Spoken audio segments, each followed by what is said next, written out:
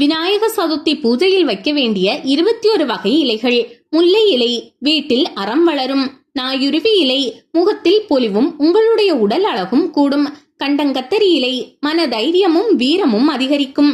தேவதாரு இலை, எதையும் தாங்கும் மனதைரியம் கிடைக்கும். கரிசலாங்கண்ணி இலை, வாழ்க்கைக்கு தேவையான பொன்னும் பொருளும் வந்து சேரும். அரளி இலை, எடுக்கின்ற எல்லா முயற்சிகளும் கைகூடி வரும்.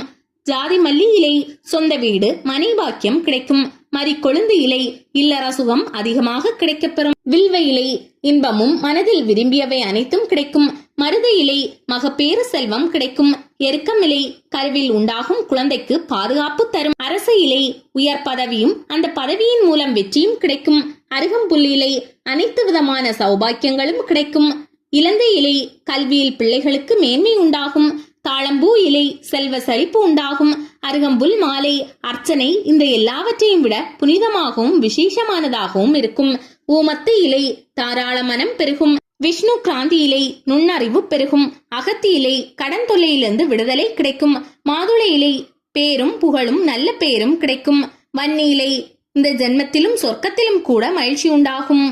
உங்களுடைய அற்புத தாவரமான அருகம்புல்லையும் காட்டுப்பூவான எருக்கம்பூக்களையும் கூட அவர் ஏற்றுக்கொள்கிறார். எதையுமே பக்தர்களிடமிருந்து அவர் மறப்பதே இல்லை. அதனால் மிக எளிமையாகவே விநாயகரை வழிபடலாம். நீங்கள் நன்கு உற்று கவனித்தால் பிள்ளையாருக்கு படைக்கப்படும் பொருட்கள் மிகவும் எளிமையானதாகவே இருக்கும். பெரிதாக நீங்கள் சிரமப்படவே தேவையிருக்காது. வீட்டு பூஜை பெரும்பாலும் விநாயகர் சதுர்த்தி அன்று எல்லாருடைய வீடுகளிலும் விநாயகர் உருவ சிலை தங்களால் முடிந்ததை வைத்து வழிபடுவோம். அது வெறுமனே களிமண் சிலையாகவோ, அதுவும் இல்லாதவர்கள் வெறுமனே வீட்டில் உள்ள மஞ்சள் பொடியில் கைகளால் பிள்ளையார் பிடித்து வைத்தோ வழிபடுவது உண்டு. அப்படி ஒரு பிள்ளையாருக்கு சின்ன சின்ன கலர் பொம்மை குடைகள் வாங்கி வந்து எருக்கம்பூ அணிவித்து அருகம்புல் சாத்தி செவ்வந்தி, மல்லிகை, அரளி போன்ற மலர்களால் அர்ச்சனை செய்வார்கள்.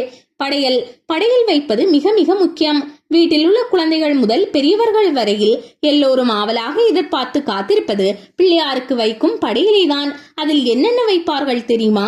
கொழுக்கட்டை, அப்பம், சுண்டல், வடை, அவல், பொரி என அத்தனையும் நைவேத்தியமாக வைக்கப்படும். அதே போல் பழங்களில் ஆப்பிள், திராட்சை, நாவல் பழம், முக்கியமாக விளாம்பழம் கட்டாயம் இருக்கும். வாழைப்பழம், தேங்காய் வழக்கம் போல் வைக்கப்படும். அவ்வை பாட்டு, பிள்ளையாருக்கு வணக்கம் செலுத்துதல் என்றாலே விநாயகரே வினை தீர்ப்பவனே பாடலும் ஔவையாரின் பாலும் தெளித்தேனும் பாடல்தான் நம்முடைய நினைவுக்கு வரும். பாலும் தெளித்தேனும் பாகும் பருப்பும் இவை நான்கும் கலந்துனக்கு நான் தருவேன். துங்க கரிமுகத்து தூமணியே நீ எனக்கு சங்க தமிழ் மூன்றும் தாய் என்று பாடி வழிபடலாம்.